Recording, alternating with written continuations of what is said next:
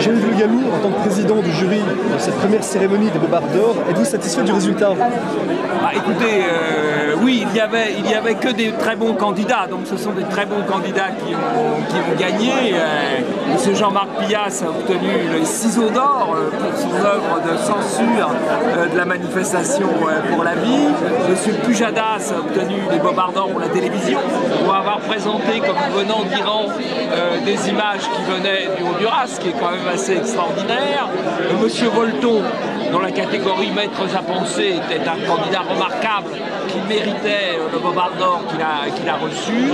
Et je suis personnellement content que pour la presse écrite, ce soit M. Durand-Soufflant qui l'ait obtenu, parce qu'il a traité dans des conditions scandaleuses de l'affaire du meurtre de M. Lamoas, et que par ailleurs, il est président de l'association des journalistes judiciaires, et qu'à ce titre, il est considéré comme une autorité morale dans sa corporation, une autorité morale dans le Bobard. Alors, estimez-vous qu'à l'heure actuelle, par-delà les nominés, il existe aujourd'hui une vraie figure du Bobard français? Écoutez, la vraie figure du Bobard français, c'est l'ensemble des médias français, parce que le mensonge n'y est pas accidentel, il est nécessaire. Le mensonge est nécessaire à la défense du politiquement correct. Le Bobard, c'est pas une erreur. Le Bobard, il est voulu parce qu'il faut imposer le déni de réalité, le déni de cohérence, et le mensonge est très utile. Vous pensez que le Bobard français a un avenir?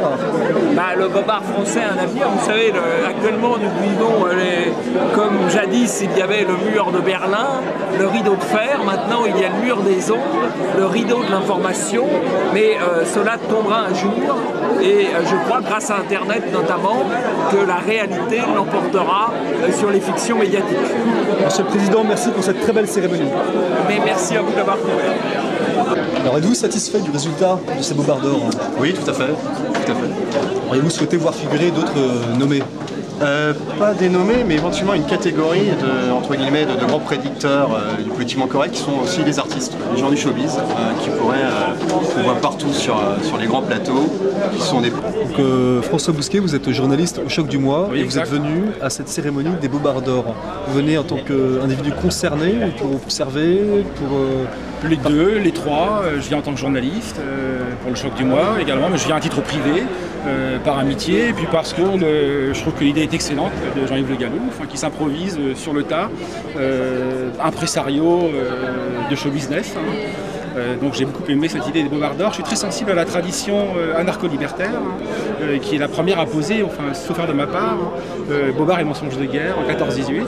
Donc j'aime bien que Polémia, j'aime cette idée que Polémia a eue, d'essayer de primer et d'oscariser les catastrophes que sont nos journalistes aujourd'hui en France. Est-ce que vous êtes satisfait du résultat? Comme le travail a été très bien fait, j'ai été surpris par la qualité du travail du jury. C'est que je m'attendais à un choix, ayant été pris par le travail, j'ai pas pu me plonger dans les nominés. Donc je les ai découverts ce soir et j'ai voté à main levée, je n'ai pas voté sur le net, j'ai pas voté électroniquement. Je pensais tomber sur BHL, PPDA, des quelques grands noms. Non, justement, est-ce que vous auriez aimé trouver d'autres personnes? Vous attendiez à... Non, au contraire, j'ai été à la fois surpris et heureusement surpris d'avoir que Jean-Yves Le Gallou et son équipe et son jury aient été dégotés des journalistes de la Dépêche du Midi, alias la Dépêche du Dimi, comme le journal a été présenté par M. Loyal. Le travail était très bien fait, c'est un travail de professionnel. Il y a un jury qui a réellement planché sur les grands bobards dignes d'attention. Un travail de réinformation. Est-ce que vous-même vous consultez beaucoup des médias de réinformation? Je consulte Polémia, j'ai eu l'occasion de lire les 500 mots pour l'information que Polémia vient d'éditer.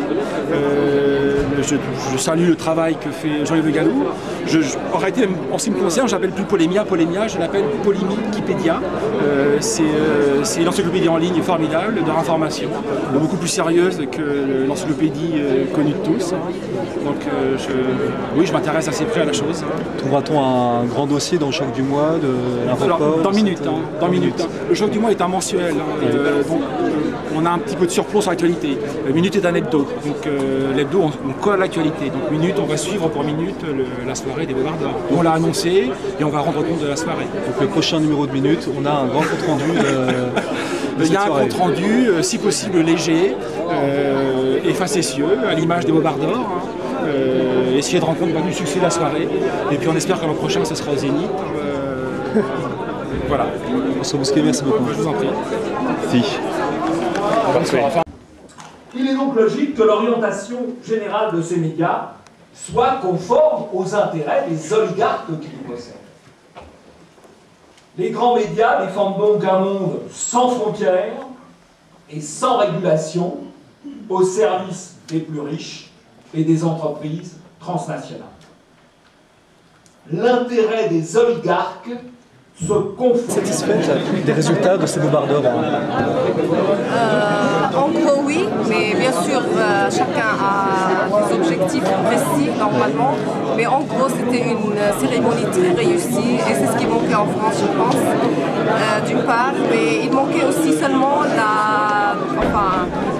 la félicitation de l'organisatrice, qui est femme. Je ne suis pas raciste, mais j'aime bien aussi mettre la femme parce que c'est elle qui a tout organisé et il fallait la féliciter.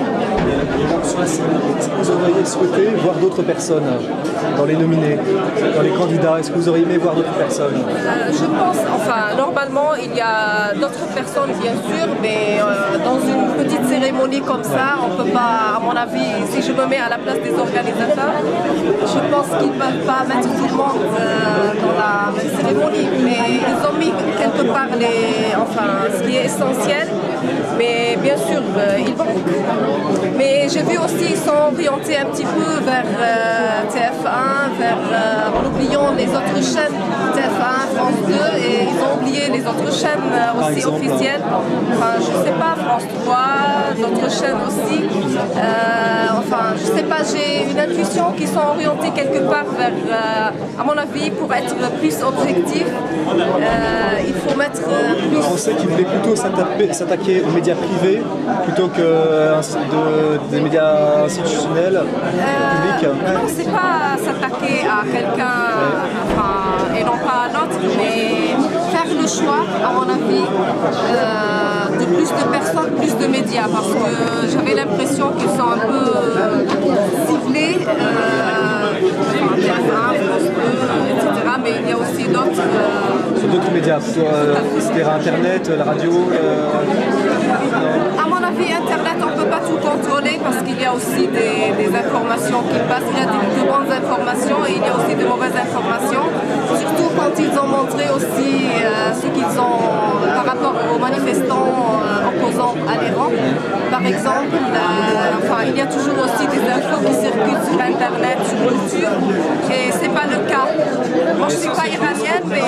Est-ce que justement vous consultez des médias de réinformation? Comment? Est-ce que vous consultez des médias de réinformation, justement qui sont en dehors du système médiatique global? Est-ce que vous allez sur Internet ou est-ce que sur des radios différentes? Bien sûr, en tant que journaliste, il faut consulter tous les médias. Vous êtes journaliste? D'accord. Pour quel support? Pour une télévision arabe internationale. D'accord. Et Jazeera? Un peu comme le Jazeera, c'est Al-Alam. Merci beaucoup. Alors, êtes-vous satisfait du résultat de cette première cérémonie des Bobards d'Or? Bien, la première cérémonie s'est révélée ardue, car dans les différentes catégories, les candidats étaient tous de très bon niveau. Est-ce que c'est un coup de cœur? Il a été difficile de les départager, car entre Dominique Volton, Bernard-Henri Lévy, Marine Diaye, c'était quand même difficile. Mais finalement, Dominique Volton a remporté les suffrages en tant que le grand maître des Bobards d'Or, des maîtres à penser. Est-ce que vous auriez souhaité voir figurer d'autres candidats? Alors je pense qu'on devrait créer un Bobard d'Or de la radio. C'est manifestement une catégorie qui manque. Là, nous avions la télévision, nous avions la presse écrite, nous avions les maîtres à penser. Je crois que c'est dommage que le média important qu'est la radio n'ait pas été représenté, mais ce sera pour l'année prochaine. Et par-delà toutes les catégories, vous n'aviez pas quelqu'un auquel vous pensiez, vous auriez aimé voir? Dans l'immédiat, je crois que les 11 ou 12 candidats qui étaient présentés représentaient, je pense, un échantillon assez représentatif. Est-ce que vous consultez des médias de réinformation? Oui, Nova Presse, par exemple, F de Souche régulièrement, mais aussi Black Chiche, rue 89. Donc vous êtes en rupture avec un système d'information. Est-ce que vous imagineriez une rupture radicale avec le système, en termes médiatiques donc, mais en termes médiatiques Oui. donc, mais en termes également économiques ou d'éducation par exemple? Ça voudrait dire qu'il faudrait créer un nouveau modèle économique autour d'Internet. Mais je trouve que l'expérience de Bakchiche est intéressante. Pour la première fois, un média Internet devient un média papier, alors que généralement c'est le contraire. Si cette expérience est positive, je crois qu'elle devra être suivie avec attention. Et je crois que le combat n'est pas seulement le média Internet, c'est pas seulement le média presse, mais c'est aussi dans la vie quotidienne, dans la rue.